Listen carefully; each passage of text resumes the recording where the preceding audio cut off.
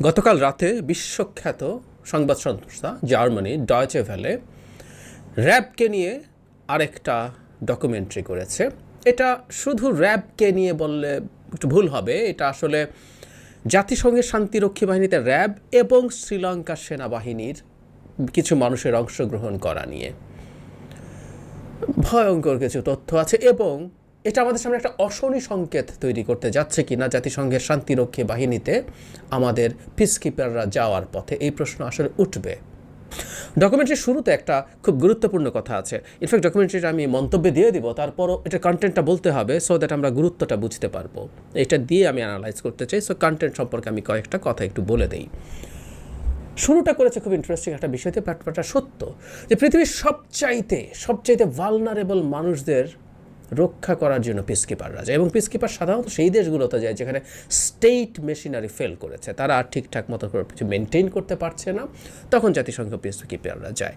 ওই মানুষগুলোকে যখন যারা রক্ষা করতে যাচ্ছে তারা তাদের দেশে যদি মানবাধিকার লঙ্ঘন করে, আসলেই খুব উদ্ভট শোনায়, তাই না? উনি বাংলাদেশের নিজের মানুষজনের উপর বা শ্রীলঙ্কায় থেকে নিজের মানুষজনের উপরে বিভৎস টর্চার করবেন, তারপর উনি যাবেন পিসকিপার হওয়ার জন্য। ভীষণ কনফ্লিক্টিং ব্যাপার। যাই হোক, তাদের একটা টিম বাংলাদেশে এসে তারা মিশনের একটা ট্রেনিং সেন্টার আছে, সেখানে তারা অনেক অনুমতি টতি নিয়ে ঢোকেন, কথা বলেন। আমরা দুজন জেনারেল, একজন মেজর জেনারেল, একজন ব্রিগেডিয়ার জেনারেলকে কথা বলতে শুনি, এবং তারা জানান যে কোনো সোলজারের সাথে কথা বলতে দেওয়া হয় না। একে $2.5 বিলিয়ন মতো ইনকাম করেছে। আচ্ছা, এবার তারা গত বছরই, আমাদের তো মনে থাকার কথা যে ডয়েচে ভেলে একটা ডকুমেন্টারি করেছিল র্যাবকে নিয়ে এক্সক্লুসিভলি, যেটার একটা জায়গা তারা রেফার করছে, ভয়ঙ্কর কথা। সেটা হচ্ছে ওখানেও র্যাবের বেশ কিছু এমপ্লয়ির যারা কাজ করতেন তাদের টেস্টিমনি আছে, যেখানে তারা স্টেটের অতি উঁচু পর্যায়ের মানুষদের এন্ডোর্সমেন্টে এই মানবাধিকার লঙ্ঘনকারী ঘটনা, গুম, বিচার বহির্ভূত হত্যা, এগুলো ঘটে বলে বলেছিলেন। এখানে তারা র্যাবের সাবেক কমান্ডারদের সাথে কথা বলেছেন, যারা এখানে আলাপ করে জানিয়েছেন যে তারা মানবাধিকার লঙ্ঘনে জড়িত ছিলেন, কিন্তু ইউএন মিশনেও গেছেন, তাদেরকে একটু ক্যামোফ্ল্যাজ করে দেখানো হয়েছে। এছাড়াও এখানে জাতিসংঘে এই মুহূর্তে কর্মরত একজন অফিসারের সাথে কথা বলা হয়েছে, যিনি তার মানবাধিকার লঙ্ঘনের কথা বলছেন, যেখানে রাজনৈতিক বিবেচনায় গুম এবং বিচার বহির্ভূত হত্যাকাণ্ডের সাথে তিনি ছিলেন, সেটা বলেছেন। এর মধ্যে একটা ঘটনা উনি বলেন, একজনকে বিচার বহির্ভূত হত্যাকাণ্ডের সময় মাথায় গুলি করা হয়, এবং গুলির পরে তার মাথার খুলি এবং মগজের কিছু অংশ এসে তার ইউনিফর্মে পড়ে, এরকম একটা বর্ণনা দেন। মানে আমরা দেশটাকে কোথায় নিয়ে গেছি। হ্যাঁ, এগুলো এভাবেই ঘটে, আমরা দেখি নাই কাউকে, মানে ওনার বলাটা শুনলাম। একরামুলকে যখন গুলি করে তখন ওই অডিওটা আমরা শুনেছিলাম, খুন করার সময় কি হয় না হয়, এখানেও উনি সেটা বললেন। এরপর যেটা জরুরি জায়গা, খুবই জরুরি জায়গা, যে বাংলাদেশে এই যে মানবাধিকার লঙ্ঘন হচ্ছে, তারা আবার শান্তিরক্ষী মিশনে যাচ্ছে, তার জন্য নেদারল্যান্ডসের একজন এক্সপার্টকে দায়িত্ব দেওয়া হয়েছিল। টিমটা ওখানে যায়, এবং সেখানে যাওয়ার পরে সেখানে তারা কথা বলেন তার সাথে।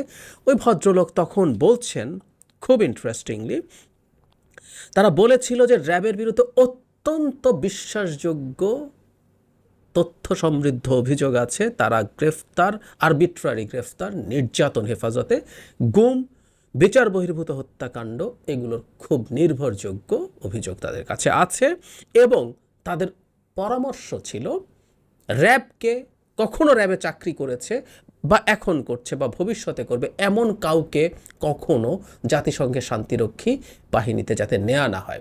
আই রিপিট, যে কমিটিটা এই রিপোর্টটা দিয়েছে, যে কমিটির একজন সদস্য উনি ছিলেন, সেটাকে জাতিসংঘ নিযুক্ত করেছিল, জাতিসংঘ এটাকে তদন্ত করতে চেয়েছিল।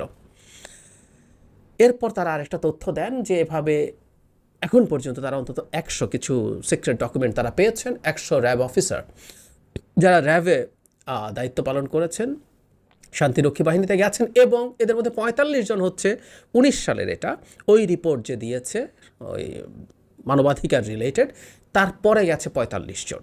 সুতরাং বাংলাদেশ সরকার এগুলোকে ন্যূনতম কোনো তোয়াক্কাই করেনি, এটা খুব স্পষ্ট। 3 জন অফিসারকে তারা সিলেক্ট করেছে, এবং সোশ্যাল মিডিয়াতে তারা প্রচুর ছবি দিয়ে বেড়ায়, সেখান থেকে তারা খুব ক্লিয়ারলি দেখিয়ে দিয়েছে যে এনারা র্যাবে ছিলেন, এবং ওনারা এখন শান্তিরক্ষী বাহিনীতে আছেন। এবং ওই তিনজনকে সিলেক্ট করার কারণ হচ্ছে ওই তিনজন র্যাবের ইন্টেলিজেন্স উইংয়ে ছিলেন, এর মধ্যে ডেপুটি কমান্ডারও ছিলেন। জরুরি কথাটা হচ্ছে কেন ইন্টেলিজেন্স উইং?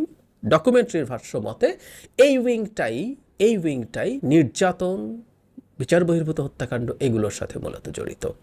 এবং কিভাবে নির্যাতন করা হয়, একজন অফিসার যিনি ক্যামোফ্ল্যাজড অবস্থায় কথা বলেছেন সেটাও বলেছেন। আমরা যা যা জানি, ওয়াটার বোর্ডিং, ঝুলিয়ে রাখা ইত্যাদি ইত্যাদি, এগুলো সবই করা হয়।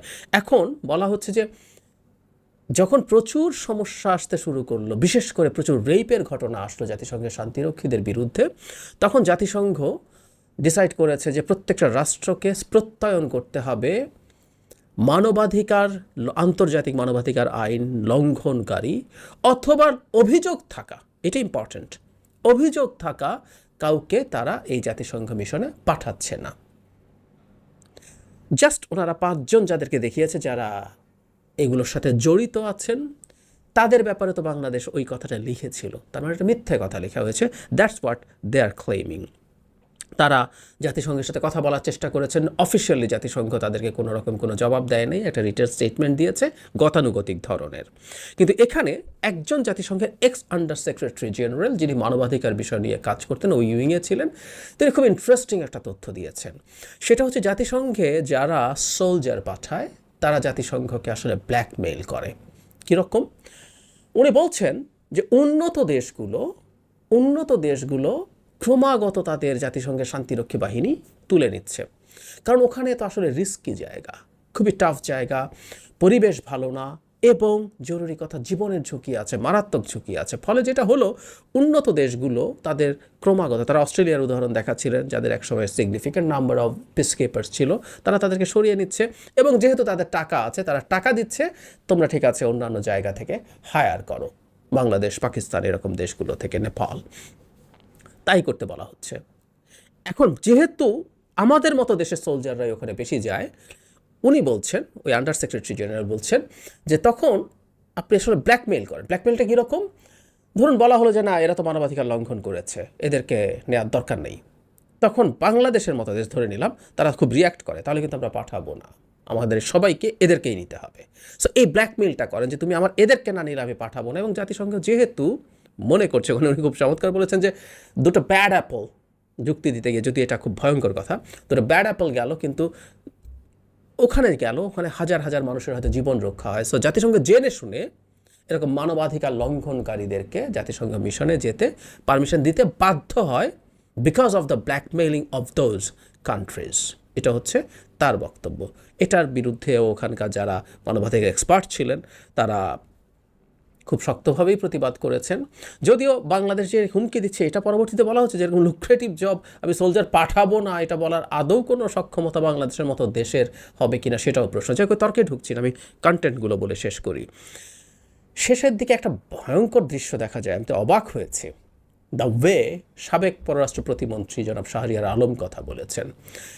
বলা হচ্ছে শান্তিরক্ষীদের বিরুদ্ধে কোনো রকম প্রশ্ন তোলা নিয়ে উনি একটা জায়গায় ইংরেজিতে কথা বলছেন। So we can be confirm যে উনি কোনো আন্তর্জাতিক বা বিদেশিদের সামনে এই কথাটা বলছিলেন। সেটা হচ্ছে জাতিসংঘে বাংলাদেশের শান্তিরক্ষী নিয়ে যারা প্রশ্ন করবে, তিনি কংগ্রেসম্যান হন, তিনি সেনেটর হন, তিনি কোনো প্রেসিডেন্ট হন কিংবা প্রধানমন্ত্রী, তিনি বাংলাদেশের শত্রু।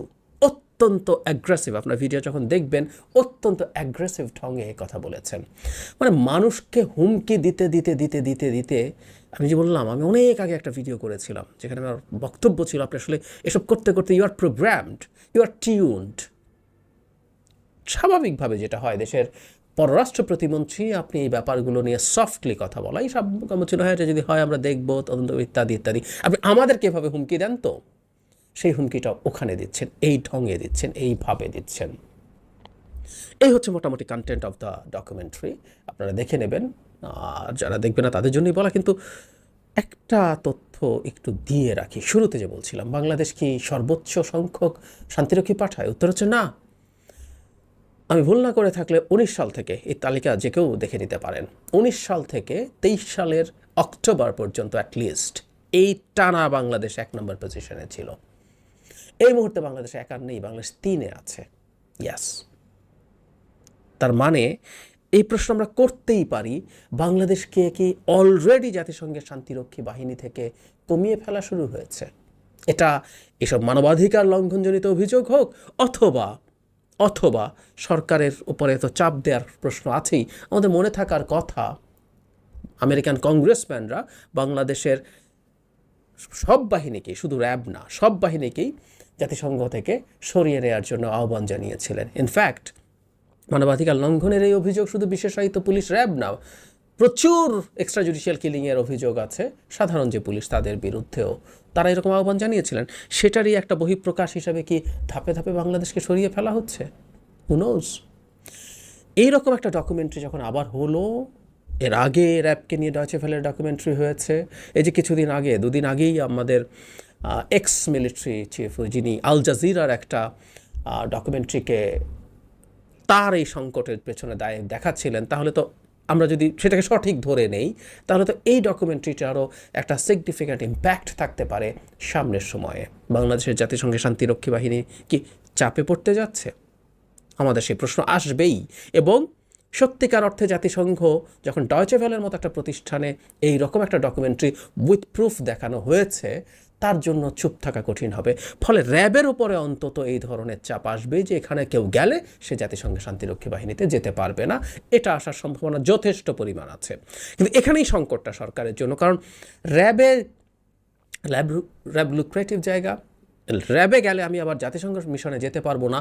এবং সত্যিকার অর্থেই কাজটা যত খারাপই হোক না কেন, আমাদের মানে যারা ওখানে যান, পুলিশ এবং মিলিটারির বা মিলিটারি না বলে আমরা এভাবে বলি যে সামরিক বাহিনীর, তাদের যে টাকা তারা পান সেটা বাংলাদেশের বিবেচনায় যথেষ্ট টাকা, সেটা থেকে তারা বঞ্চিত হওয়া তাদের জন্য খুব টাফ হবে। তাহলে র্যাবে কি কেউ আর যেতে চাইবে? অলরেডি যখন প্রশ্নটা উঠে গেছে, ফাইনালি এটা হোক না হোক, এই সংশয় কিন্তু তৈরি হয়ে যাবে। আর এটা শুধু র্যাব না, যেহেতু এই অভিযোগ সাধারণ পুলিশের বিরুদ্ধেও আছে, সেটাও থাকবে।